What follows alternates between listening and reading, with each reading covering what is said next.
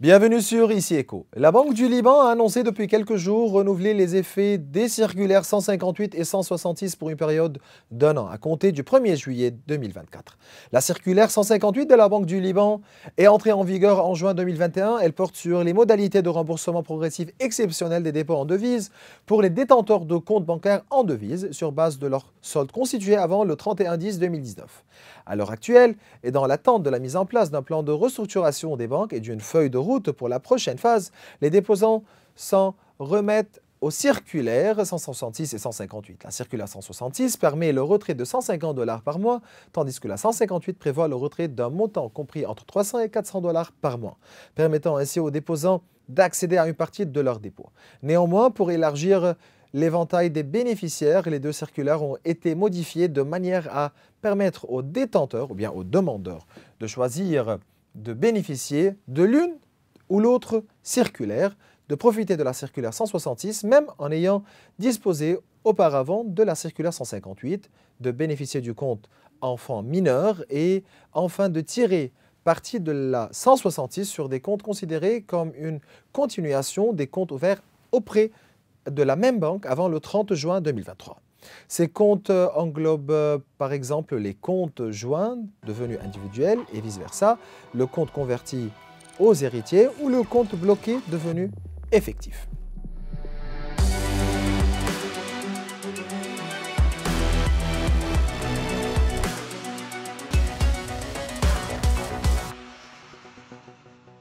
Durant cet épisode, nous nous pencherons sur l'actualité économique avec le chercheur en économie et en finance, professeur Jassem Raja. Professeur Raja, c'est toujours un plaisir de vous recevoir.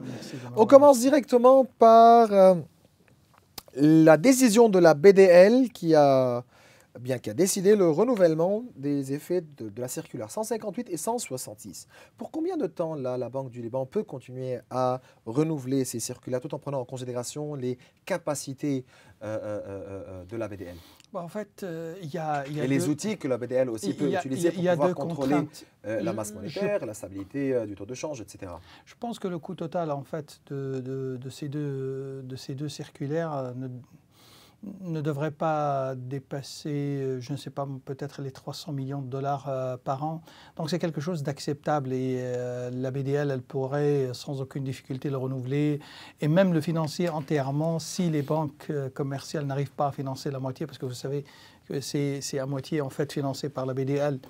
Donc l'idée n'est pas là. L'idée, c'est que le renouvellement, l'opération elle-même, ça signifie tout simplement qu'il n'y a pas de solution au niveau des réformes de l'État. Vous êtes convaincu que la politique monétaire seule n'est pas suffisante pour une reprise? Jamais de la vie, une politique monétaire seule ou une politique fiscale seule n'est suffisante pour relancer l'économie. En fait, c'est un mélange mixte entre les deux politiques. Vous savez très bien, il y a en économie en fait trois écoles principales qui parlent du rôle du gouvernement en fait en ce qui concerne l'économie. Si je prends par exemple le cas des néoclassiques qui considèrent que le gouvernement ne devrait en aucun cas intervenir au niveau de l'économie, vu qu'il y a la fameuse main invisible de Adam Smith. Et puis il y a en fait tout simplement les néoclassiques qui sont divisés en fait en trois sous-écoles, je dirais. Alors il y en a qui pensent que même qu'il y a en fait des phénomènes de correction, autocorrection au niveau de l'économie. Et donc, ça veut dire qu'il faut vraiment minimiser l'intervention de l'État. Il y en a d'autres qui pensent que non, il faudrait peut-être un peu alléger les taxes pour pouvoir relancer au niveau. Donc, ils parlent un tout petit peu dans cet aspect de ce qu'on appelle la politique fiscale.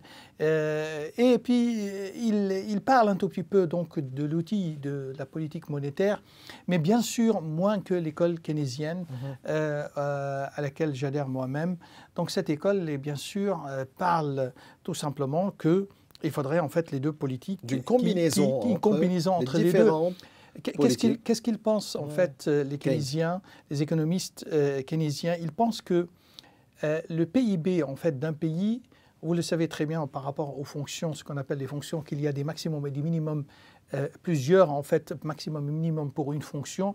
Donc, il pense que l'économie donc pourrait arriver à ce qu'on appelle un équilibre au niveau du PIB, mais cet équilibre est largement en dessous du PIB potentiel. Et donc, dans ce cas, on peut survivre trop longtemps avec un PIB sous-optimal parce que tout simplement, on n'a pas fait le nécessaire. Qu'est-ce que c'est le nécessaire? Bien sûr, il faudrait relancer par le biais de l'outil fiscal, mais aussi par le Donc c'est pour ça qu'on parle d'une monétaire. combinaison entre une intervention, ou bien la politique fiscale, la politique monétaire, et une bonne politique aussi budgétaire, etc. Donc toutes les politiques pour pouvoir parler de relance.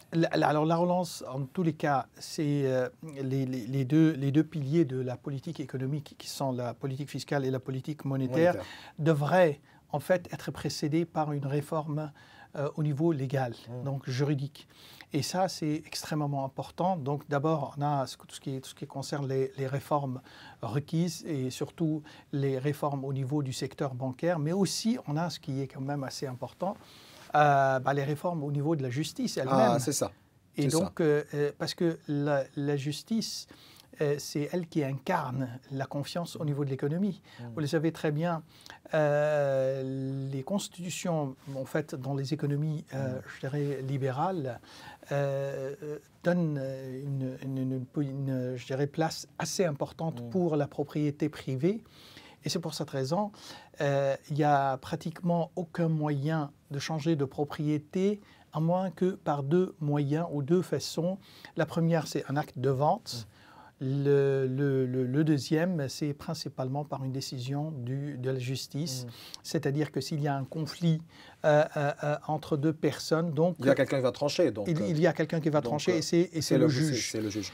Mais c'est pour ça, vous avez bien mentionné l'histoire des réformes au niveau justice, donc juridique.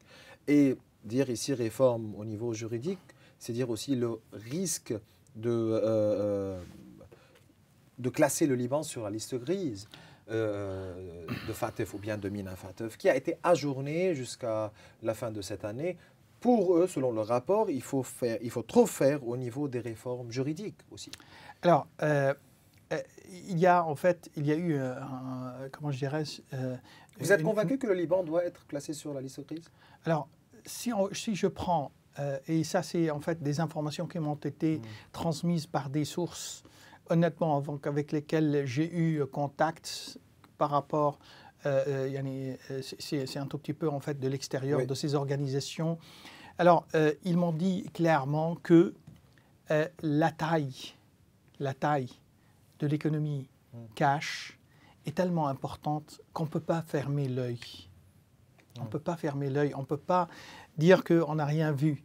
La taille de l'économie cash, aujourd'hui, officiellement, ce qui est reconnu par la Banque mondiale, c'est qu'on est à 55% de la... À peu près à 12 milliards, entre 10 et 12 milliards du dollar. 10 et 12 tout en milliards. prenant en considération que l'économie aussi a connu une contraction du revenu national. Donc on était à 50 milliards, à 55 milliards, on est aujourd'hui à 20 milliards, donc disons que 50%, on est à 10 milliards à peu près sur la Banque mondiale. 10 à 12 milliards, comme vous l'avez dit.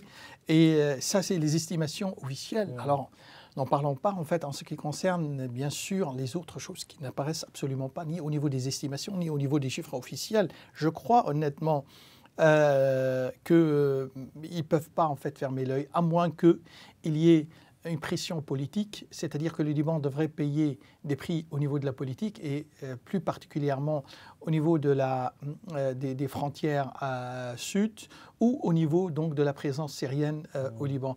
La crise, le déclenchement de la crise, ça a été planifié. Je le crois en fait, en tous les cas. En faveur de qui? Qui en est responsable? Tous les indicateurs, en fait, si vous revenez un tout petit peu en arrière, tous les indicateurs indiquent clairement donc en fait que ça a été planifié. Je suis arrivé au résultat que en fait j'étais encore plus dur et plus, je dirais, tranchant envers le gouvernement de Hassan Diab en disant qu'il a commis un crime contre le peuple libanais. Pourquoi c'est un crime? Parce que les effets du défaut de paiement vont rester 30-40 ans en fait avec nous. Monsieur Maurice, vous êtes économiste et vous savez très bien qu'il est presque je dirais, c'est le plus difficile de toutes les punitions et les sanctions, mais en tous les cas, les indicateurs disent que aujourd'hui, qui a profité en fait des réserves de la BDL en ce qui concerne les subventions, etc., qui ont été payées. Qui a bénéficié? C'est pas moi, c'est pas vous. Ou en tous les cas, si on en a bénéficié, c'est un tout petit peu par le biais d'un certain nombre de biens et services qui étaient disponibles. Le reste était en fait est parti à l'étranger, que ce soit en Syrie, au Koweït, Turquie, même Kinshasa, l'Australie. Nous avons vu la marchandise subventionnée partout au monde. Et donc, deuxièmement, en fait, qui a profité tout ce qui est en fait échange de dollars contre livres libanaises? En fait, il y a une bande qui était protégée politiquement, et les spéculations, où elle a en fait une couverture, cette bande a une couverture politique qui la protège clairement. On en parlait l'autre jour, beaucoup autour de nous qui étaient déjà endettés avant la crise. Aujourd'hui, ce n'est pas une question qu'elles ne sont plus, en fait, ces personnes ne sont plus endettées, mais vraiment, elles ont un surplus. Donc, vous voulez me dire, ceux qui ont profité de la crise étaient eux-mêmes qui ont déclenché la crise? Je le pense, je le pense. En tous les cas, vous le savez très bien aussi, il y a un procès qui est ouvert ou à la limite des investigations liées au rachat ou plutôt aux achats des CDS avant le défaut et donc qui ont été exercés après le défaut. Et ça, tout ça, ça converge vers une seule conclusion. La conclusion est la suivante, c'est qu'il y a vraiment un vrai problème. Revenons aussi à la masse monétaire en circulation en livres libanaises qui a passé de 82 000 milliards à peu près 60 000 milliards de livres libanaises, alors que les réserves en devises étrangères ont augmenté. On a ajouté à peu près 1 milliard 100 millions de dollars. Donc, comment la Banque du Liban a pu ajouter ses réserves? Alors, je vais vous le dire. Tout d'abord, il faudrait reconnaître que même on parle ici, excusez-moi, juste pour dire, on passe entre 2019, 2020, 2021, et puis aujourd'hui en 2024, juste pour comparer entre 2023 et 2024. Alors, je vais vous le dire. Premièrement, la masse monétaire en livres libanaises, en fait, a atteint le niveau le plus bas avant même le départ du gouverneur précédent de la Banque centrale. Et donc, c'est une politique qui a été initiée par lui le 14 mars, si vous vous rappelez bien, où le dollar avait atteint à cette époque 143 000 livres libanaises chaque dollar. Deuxièmement, la Banque centrale, ce qu'elle fait aujourd'hui, ou plutôt ses réserves, en fait, il faut parler non pas de réserve, il faut parler d'actifs. Parce qu'il n'y a pas au niveau de la loi de la monnaie, du code de la monnaie et du crédit, il n'y a rien qui indique que, on appelle ça des réserves. En fait, il parle toujours d'actifs. Il faudrait qu'il y ait un actif qui soit présent de temps et de temps. Donc, l'idée de base est la suivante. Je dis tout simplement, la Banque centrale, elle prend l'argent que le gouvernement récolte par le biais des impôts, des factures, etc., etc. Elle rachète des dollars sur le marché noir et puis elle met ça au niveau de ses actifs. Mais aussi, la Banque centrale aujourd'hui a les capacités de racheter toutes les livres libanaises qui sont sur le marché. Ça va lui coûter à peu près 600 millions de dollars. Alors, il y a un effet, effectivement, il y a un effet de hausse de demande, donc ça va augmenter, donc ça va coûter autre que la règle de 3, c'est-à-dire que le dollar il est de temps et puis cette somme elle est de temps, parce qu'il y a un effet en fait qui augmente avec la quantité achetée. Je crois, de toute façon, ça va en aucun cas coûter beaucoup d'argent. Dans les pires des cas, ça ne dépassera jamais les 2 milliards de dollars si elle veut acheter tout. En fait. C'est sûrement en fait pour des raisons politiques. Bien voilà, le Liban a franchi une étape majeure dans le processus d'unification des taux, ou bien du taux de change, dans lequel la BDL voit un signe de stabilité solide et résiliente. La Banque du Liban continue de contrôler le volume de la masse monétaire sur le marché grâce aux mesures qui ont contribué à maintenir la stabilité du taux de change du dollar sur le marché parallèle depuis plusieurs mois dans le contexte d'une dollarisation généralisée qui a réduit la demande sur la livre libanaise. La BDL ramasse toujours les livres libanaises, réduisant ainsi le volume de la masse monétaire de 83 000 milliards de livres libanaises en 2023 et jusqu'à 61 000 milliards de livres libanaises actuellement. Quoi de neuf à propos de la plateforme Bloomberg? Alors je pense que c'est extrêmement difficile. Tant qu'on n'a pas résolu le problème des banques, c'est impossible. Qu'est-ce que vous allez faire? Dites-moi, monsieur Maurice, si j'ai des dollars cash, oui. je vais aller les mettre sur plateforme pour vendre les dollars. Est-ce que vous pensez qu'ils ne vont pas me demander la source de cet argent? Et si je suis incapable de le faire, pourquoi j'irai là-bas? Je pourrais aller plutôt au noir, donc chez un dealer, et puis il va me changer ça, et pour ne pas aller à Bloomberg. Donc je pense quelque part, l'erreur, à mon sens, c'était d'enlever Sairafa sans la remplacer immédiatement par Bloomberg ou une autre plateforme. Juste pour vous dire, beaucoup attaquent Sairafa pour différentes raisons.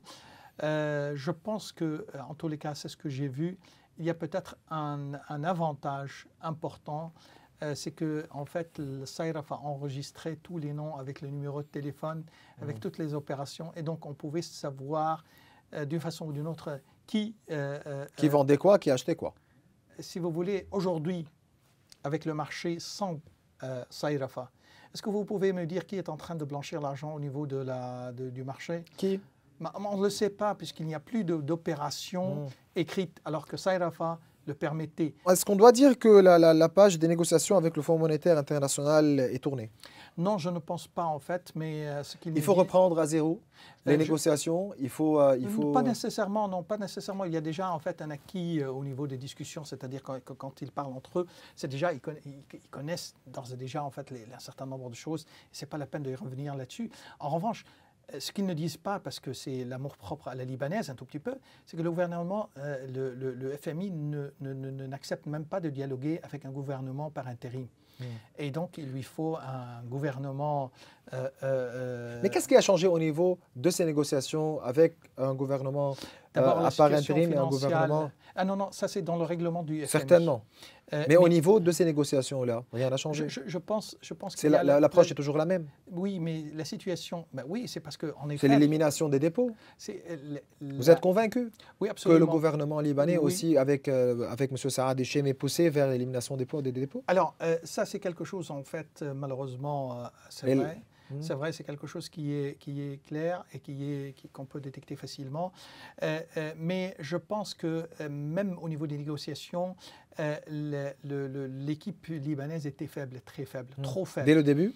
Je pense que dès le début. Déjà, au début, ils étaient divisés. Vous vous rappelez, à l'époque du gouverneur précédent, il y avait le ministre des Finances, le gouverneur et le ministre de l'économie.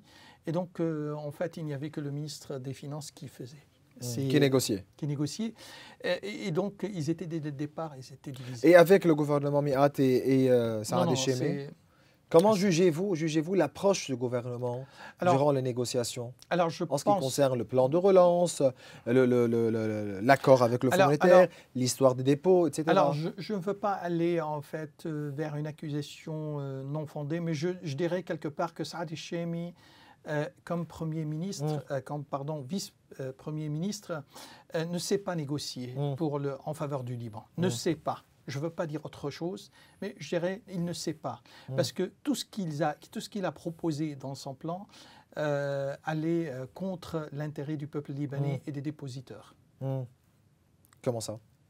Expliquez-moi plus, s'il vous plaît. Qu'est-ce que vous voulez, en fait? Donnez-moi juste une seule proposition qu'il a faite qui va en faveur des dépositeurs et du gouvernement et du peuple libanais. Une seule proposition, mentionnez-moi une seule proposition. Il n'y a aucune proposition. Les 100 000 $, peut-être? Non, mais... Le plafond des 100 000 $. Non, mais ça veut dire que au-dessus des 100 000 $, ils sont foutus.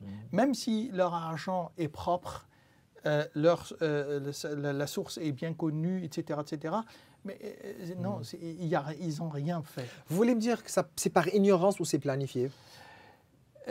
Comme je vous ai dit, en fait, je veux pas... Même au niveau des négociations avec le Fonds monétaire. Je ne veux pas juger, en fait, n'ayant pas, en fait, des preuves, mais je dirais quelque part qu'ils ne savent pas, et plus particulièrement, en fait, le responsable, c'est-à-dire le vice-premier ministre, il ne sait pas négocier. Donc, ce n'est pas son travail. Je ne peux pas lui en vouloir, ce n'est pas son travail. Il faudrait qu'il laisse ça à quelqu'un d'autre qui soit capable de négocier pour le peuple et pour les dépositaires. Ma dernière question à propos du coût de la guerre. Donc, le coût de la guerre aujourd'hui, nous savons très bien qu'à la frontière sud, la guerre entre les Hezbollah et Israël continue. Donc voilà, on est à peu près à 9 mois déjà de guerre continue. Quel serait le coût de cette guerre au niveau économique, direct, indirect, etc. Alors, hier, j'avais écrit en fait un article exactement donc, sur cela. Et j'avais prévu qu'en cas de guerre ouverte, vous avez mis différents scénarios. La guerre, il y a la guerre. Déjà, essayons de partir des scénarios existants. C'est-à-dire des scénarios qui ont été posés spécialement par Standard & Poor's, Global Rating. Donc, ils ont fait 3 scénarios. Le premier scénario, c'était un scénario 3 à 6 mois. Le deuxième scénario, c'était un scénario jusqu'à mi-2024. Et puis, le troisième scénario, c'est le scénario dans lequel on est entré actuellement. C'est-à-dire, c'est sans limite, mais ça va en fait augmenter de géographie. Et donc, dans le premier scénario, ils avaient en fait vu des pertes, je vais vous le mentionner. Au niveau du secteur touristique, c'est 500 millions de dollars, 2% pertes au niveau des réserves étrangers, et puis 3,3% au niveau du PIB. Le deuxième scénario, c'est-à-dire jusqu'à mi-2024, 1,6 milliard de dollars au niveau du secteur touristique, 6% au niveau des réserves et 9,8% au niveau du PIB. Puis le dernier scénario qui est le pire, c'est vous avez en fait des pertes au niveau du secteur touristique de 3,7 milliards de dollars, des pertes au niveau des réserves de 13,9% et le PIB donc perdrait 23%. Je pense donc on ne peut que faire confiance à ces chiffres. Mais la réalité là aujourd'hui, si vous prenez par exemple les dégâts matériels, vous avez facilement aujourd'hui 3 à 4 milliards de dollars de pertes matérielles entre destruction des bâtiments, etc. Agriculture, etc.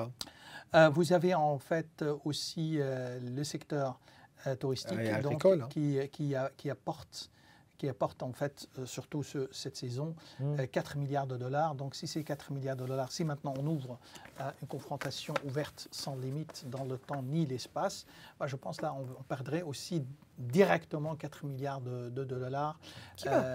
Qui va payer la facture? Alors là, c'est une bonne question. Je pense que personne ne va payer la facture. Je pense que c'est le citoyen lui-même qui va payer la facture. Encore une fois. Oui, parce que personne n'a l'argent.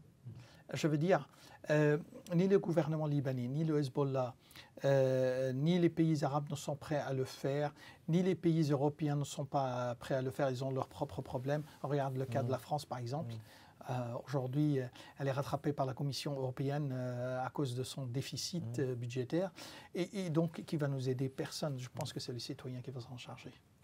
Bien voilà, le chercheur en économie et en finance, Jassem Raja, je vous remercie. Merci à vous. Bien voilà, mes chers téléspectateurs, nous arrivons à la fin de cette émission. Vous pouvez revoir tous nos épisodes sur nos réseaux sociaux. Au revoir.